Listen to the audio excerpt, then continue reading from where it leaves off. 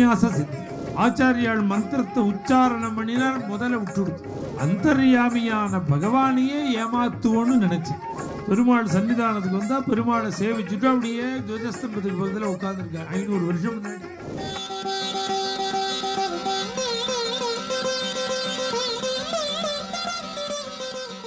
நீ காஷாயம் கட்டிக்க வேண்டாம், தலையை முண்டனம் பண்ணிக்க வேண்டாம், தண்டம் வச்சுக்க வேண்டாம். அந்த மந்திரம் சொன்னாலே சந்நியாச சித்தி. பிரீஷோச்சாரண மாத்திரேன அதை ஜபம் பண்ணாலே போகிறோம். அதனால தான் இதை உபதேசம் பண்ணும்போது ஒத்தரா சந்நியாசம் வாங்கிட்டான்னு வச்சுக்கோங்க. யாராவது ஒத்தரா சொல்ல மாட்டா. இவர் 2 எழுத்து, அவர் 2 எழுத்து, அவர் 2 எழுத்து, அப்படி தான் சொல்லி வைக்கணும். ஒத்தரே சொல்லி வைக்கக்கூடாது. ஒத்தரே சொல்லி வச்சாருன்னா இவரும் அவரோட சன்னியாசியாக போகணும். பிரீஷ மந்திரத்தை சொன்னாலே சந்நியாசம். ஆச்சாரியால் மந்திரத்தை உச்சாரணம் பண்ணினார், முதல்ல விட்டுடுது. நாராயண தீர்த்தர் அந்த பிரீஷ மந்திரம்ங்கிற சந்நியாச மந்திரத்தை சொன்னார், மனசால சொன்னார். ஏதோ ஒரு கட்டம் முதந்துன்னு வந்தது, பிடிச்சிண்டார், அக்கறைக்கு வந்துட்டார்.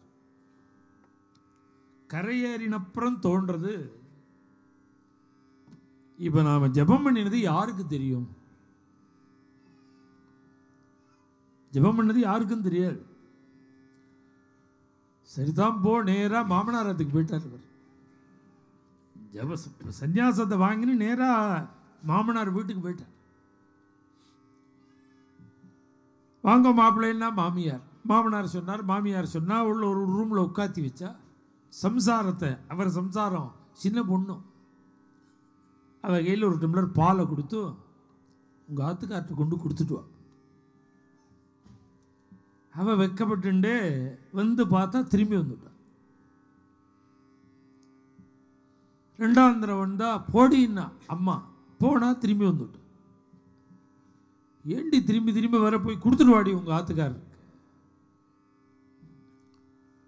எடுத்துன்னு வந்தா திரும்பி வந்துட்டான். ஏண்டி கொடுக்காம திரும்பி திரும்பி கொண்டு வர? அந்த குழந்தை சொல்கிறா,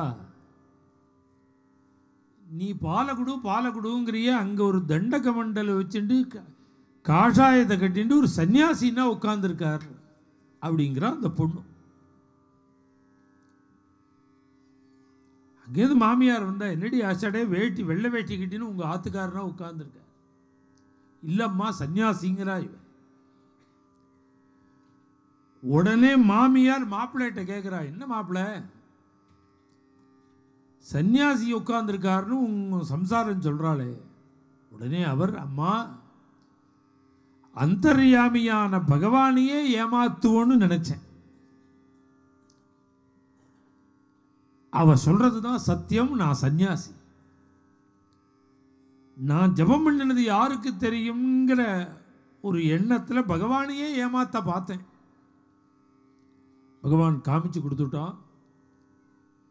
நான் ஆற்று வெள்ளத்தில் மாட்டிண்டு சந்நியாச மந்திரம் பிரீஷ மந்திரத்தை ஜபம் பண்ணினே நான் சன்னியாசி. அப்படியே கிளம்பி வந்துட்டேன். ஒவ்வொரு ஊரா வரார், திருமலைக்கு வர, பெருமாள் சன்னிதானத்துக்கு வர. பெருமாள் சன்னிதானத்துக்கு வந்தால் பெருமாளை சேவிச்சுட்டு அப்படியே துவஜஸ்தம்பத்துக்கு பக்கத்தில் உட்காந்துருக்கார். 500 வருஷம் முன்னாடி, 400 வருஷம் முன்னாடின்னா இன்னி மாதிரியாக இருக்கும் கோவில். ஃப்ரீயாக நானே சேவிச்சிருக்கேன். ஃப்ரீயாக என்னை குழந்தையாக இருக்கும்போது எங்கள் அப்பா அம்மா அழிச்சுன்னு போன பொழுது இவ்வளோ கூட்டம் இல்லாமல் நம்ம ஊர் கோவிலுக்கு போகிற மாதிரி போயிருக்கேன். இன்னைக்கு இருக்கிற விஷயமே வேறு. அன்றைக்கி ஃப்ரீ கோவில். அன்னி மாதிரி இன்னைக்கு இருக்கணும்னா தொடர்ந்து 10 நாளைக்கு மழை கொட்டிகிட்டே இருக்கணும் திருப்பதியில். அதுலேயும் ஒரு சந்தர்ப்பத்தில் இருந்தேங்க, நம்ம இஷ்டத்துக்கு போய் சேவிக்கலாம், வெளியில் போகணும்னு சொல்கிறதுக்கே ஆள் இல்லை, ஃப்ரீயாக இருக்கும் பெருமா. ஆனால் ஒரு சுவாரஸ்யம் என்னன்னா, அப்படி பார்த்தா மாதிரி இல்லை.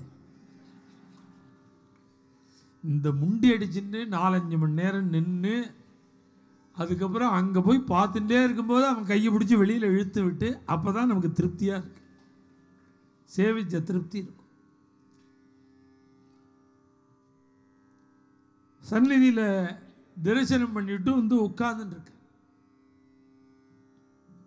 அப்போ ஒரு பையன் 10-12 வயசு பையன் ஒருத்தன் ஒரு மேவேஷ்டி நிறையா பெருமாளுக்கு நிவேதனம் பண்ணின பட்சணங்கள், வடை, லாடு, இன்னும் என்னலாமோ ஒரு பெரிய மூட்டையாக கட்டின்டான். அவருக்கு எதிர்த்த மாதிரி உட்காந்துட்டு சாப்பிட்டுருக்கான்.